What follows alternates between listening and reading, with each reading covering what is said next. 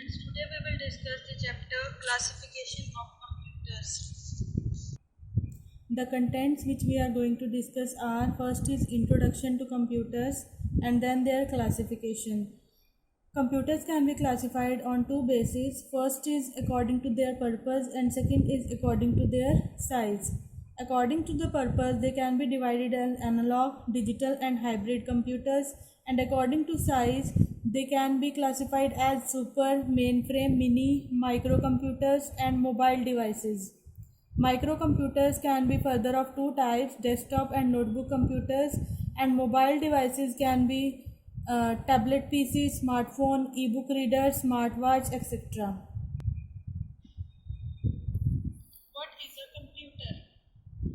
A computer is an electronic machine which accepts input, processes it, and gives us output as per the instructions given to it. It works very fast and available in many different shapes, sizes, and weights. With these differences in shapes and sizes, it performs different kinds of jobs also. It can be classified in different ways according to its different shapes, sizes, and working. A computer that is used at home is different from size and shape from the computer which is used by the scientists for the research. A computer can be classified in two ways according to the purpose and according to the size. Computer stands for Commonly Operating Machine, particularly used in technology, education and research. Classification of computers.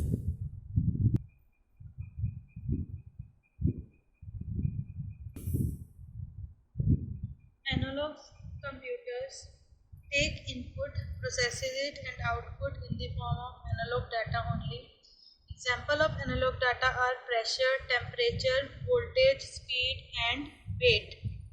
All these are measurable physical continuous quantities. We cannot change these inputs by ourselves. These computers always give an approximate result after comparison.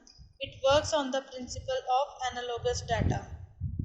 Analogous data means here we use an analogy like suppose we have a watch which has its arms.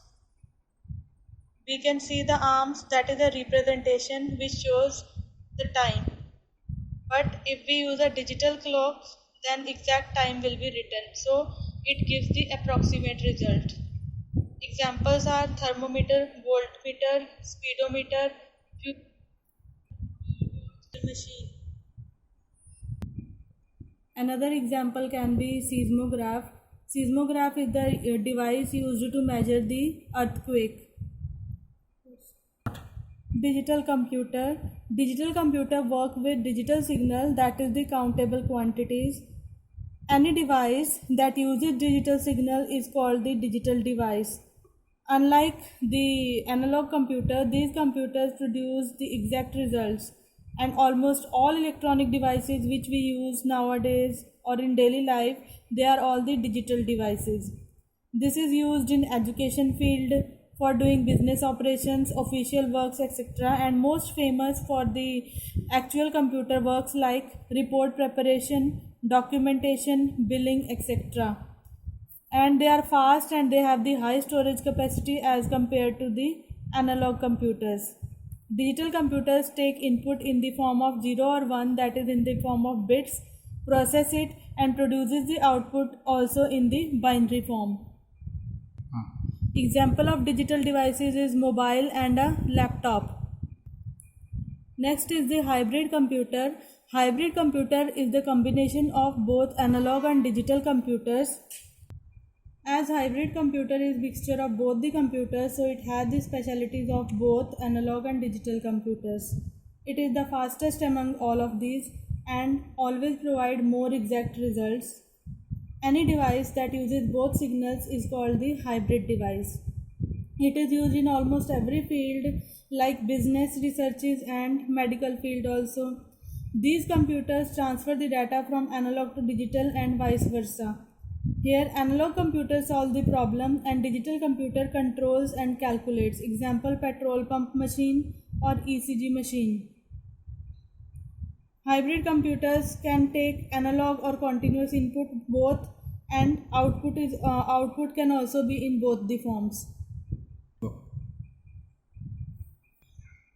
According to size, computers are of four types: supercomputers, mainframe computers, mini computers, and microcomputers. In this figure, I have made the hierarchy of these four systems. As we go up in the hierarchy, computers will become more faster, expensive, complex, and large. And as we go down in this hierarchy, they become more slower, cheaper, simpler, and smaller. Microcomputers. These are the small, lower cost and single user digital computers which consist of CPU, input unit, output unit, storage unit, and the software. Although these are standalone machines are those machines which are built to be used by the single user. As these are standalone machines, but they can be connected but we can connect them together to create a network of computers that can serve more than one user also. IBM PC based on Pentium microprocessor, Apple Macintosh, etc. are the examples.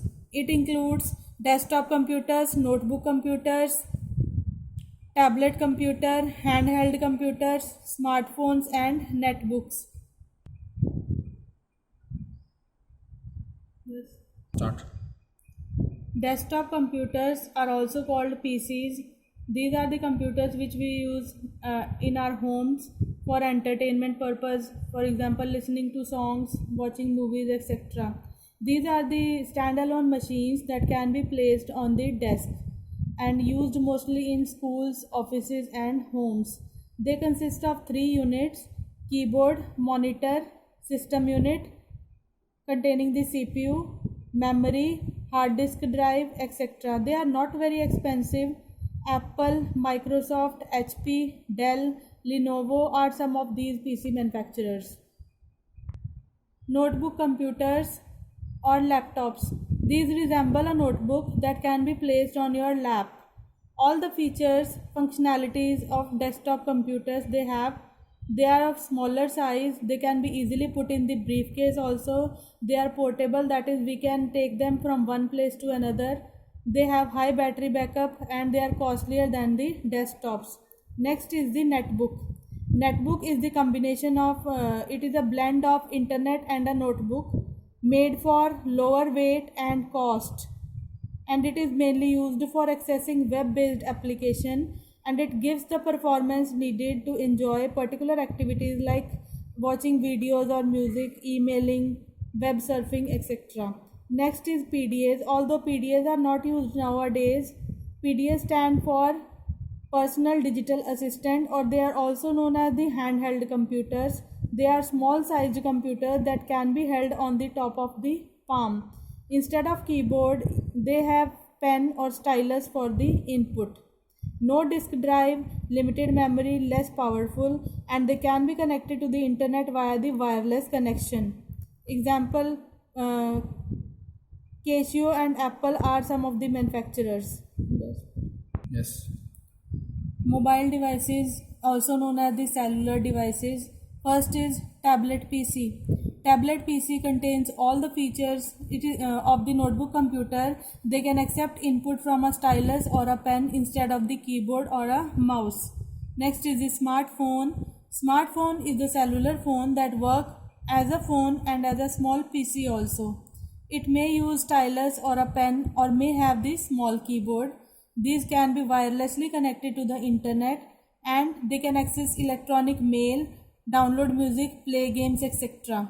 BlackBerry, Apple, Nokia, LG are some of the manufacturers. Next is the ebook reader. Ebook reader is a handheld device used primarily for reading electronic books, which is the electronic version of the printed book. Most ebook readers have touch screen and are internet enabled, means they have the internet. Next is the smartwatch. This is one of the wearables, mobile devices with touch screen display designed to be worn on the wrist. Either work on its own or paired with a smartphone.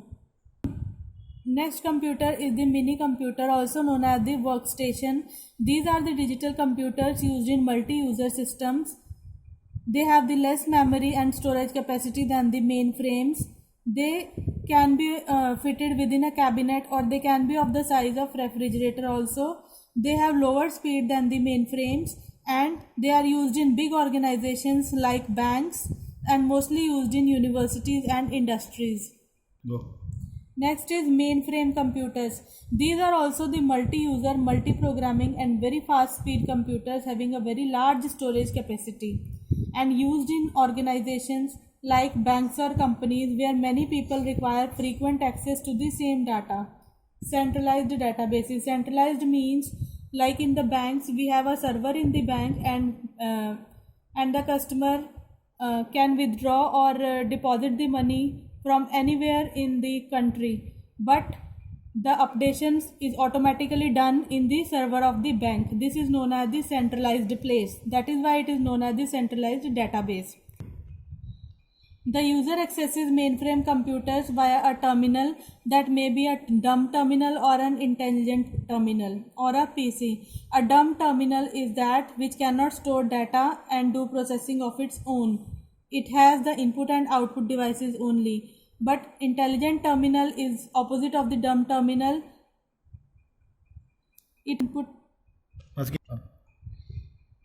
An intelligent terminal has input, output device and CPU but cannot store data of its own.